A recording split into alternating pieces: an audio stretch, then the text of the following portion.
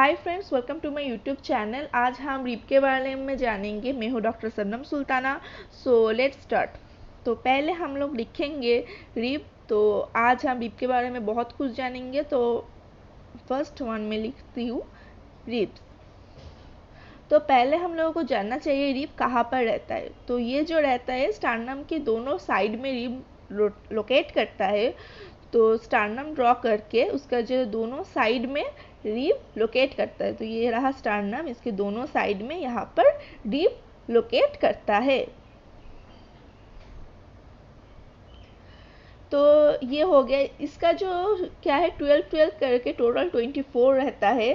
तो इसका भी जो भाग रहता है ये है टिपिकल एटिपिकल। तो मैं लिख देती हूँ typical rib end atypical rib.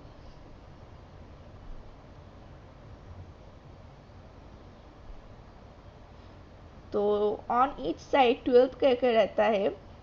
तो टोटल जो रिब रहता है वो उसका जो नंबर है वो है 24।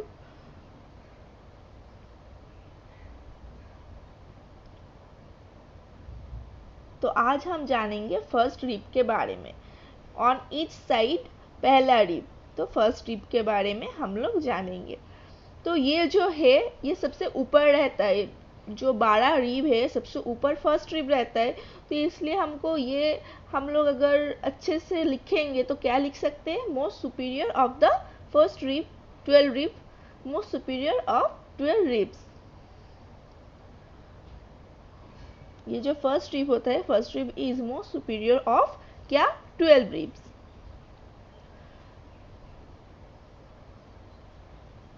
और इसका जो टाइप है ये एटिपिकल टाइप है। अगर आप लोगों को टिपिकल एटिपिकल रिब का डिफरेंस नहीं पता तो वो वीडियो भी मैं पोस्ट कर दूंगी। मैं 2 दिन के अंदर अंदर वो वीडियो पोस्ट कर दूंगी, the difference of typical and atypical.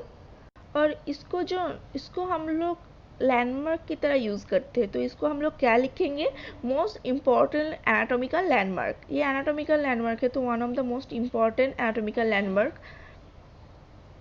Like ऐसे हम लोग बोल सकते हैं कि सेकेंड रिब के ऊपर रहता है, सॉरी सेकेंड फर्स्ट रिब के नीचे रहता है। तो यहाँ पर लैंडमार्क क्या है, फर्स्ट रिब। अगर सेकेंड रिब को हम लोग अच्छे से डिफाइन करेंगे तो क्या बोलेंगे, फर्स्ट रिब के नीचे रहता है तो फर्स्ट रिब यहाँ पर क्या है, landmark. And third one is, उसके बाद जो हम लोग लिखेंगे वो है ये जो थोरासिक एपर्चर है, मतलब थोरासिक केज है उसका सुपीरियर पोर्शन है, सुपीरियर बॉर्डर है। तो हम लोग क्या लिखेंगे, border of superior thoracic aperture.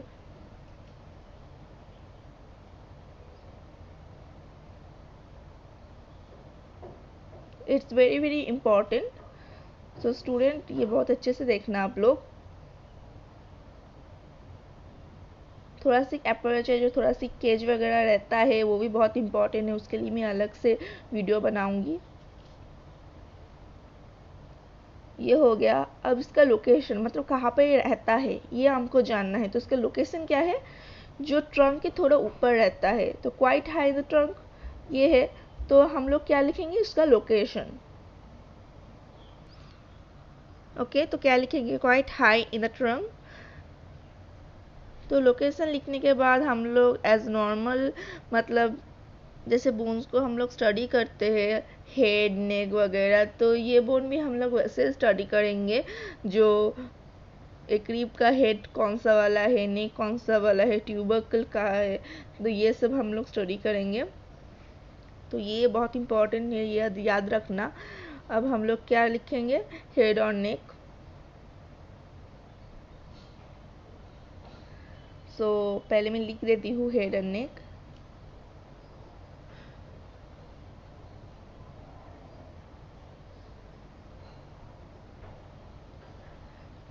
चलिए अब ड्रॉ करते हैं।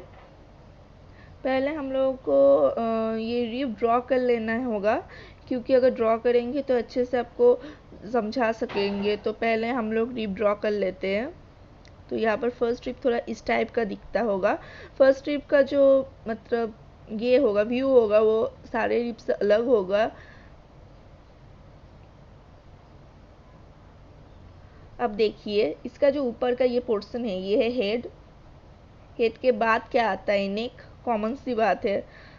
हेड और नेक के बाद जो यहाँ पर जो ये जगह है मतलब फूला हुआ जो जगह है उसको हम लोग क्या बोलेंगे, ट्यूबरकल। ट्यूबरकल के बाद जो आता है ये है मिडल स्टेम मसल।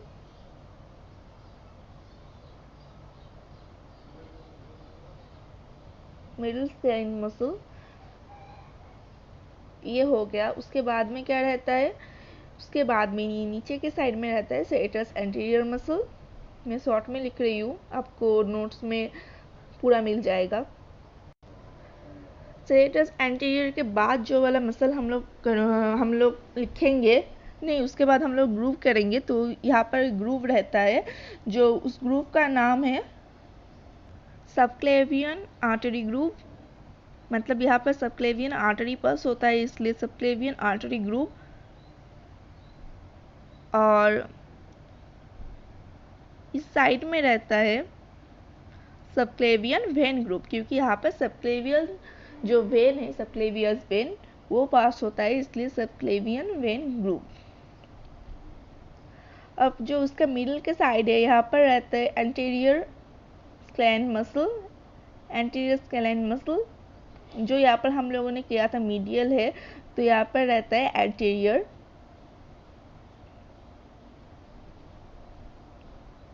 अब उसके बाद यहाँ पर रहता है मतलब ये वाला जो है ये है अपर सरफेस है। मतलब यहाँ पर जो फर्स्ट रिब है, फर्स्ट रिब का जो अपर सरफेस ये वाला है, यहाँ पे कॉस्टल कार्टिलेज अटैच होता है। तो हम लोगों को पहले जानना है व्हाट इज कॉस्टल। कॉस्टल का मतलब जो है वो है चेस्ट।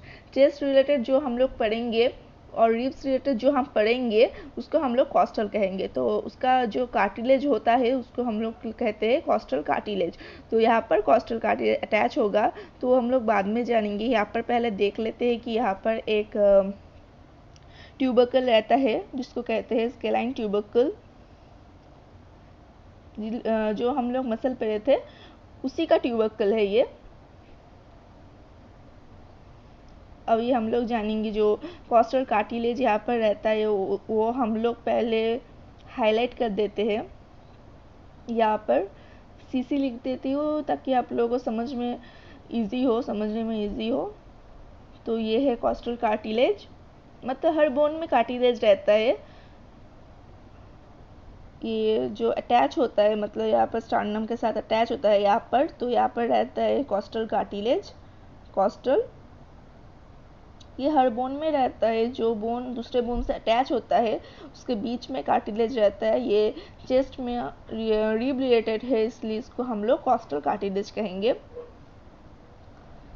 तो ये हो गया फर्स्ट रिब पूरा।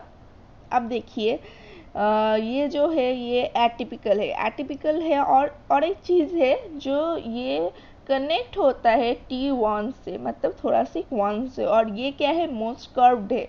मतलब जितना भी रिब्स है सबसे ज़्यादा कर्व्ड यही है।